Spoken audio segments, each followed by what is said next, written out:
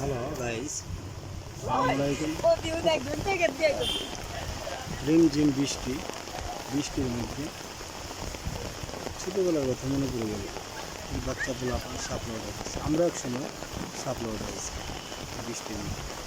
কত খেলাধুলা করছি আমরা, আমরা ফুটবল খেলছি এই বৃষ্টির মধ্যে, বৃষ্টিতে করতে গেছি অনেক কিছু।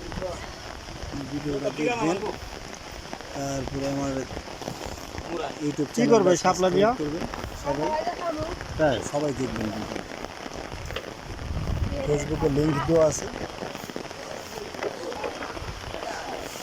আপনারা দেখে যাবেন, লাইক শেয়ার কমেন্ট করবেন। আর বৃষ্টির মধ্যে শাপলা উঠাইতেছে।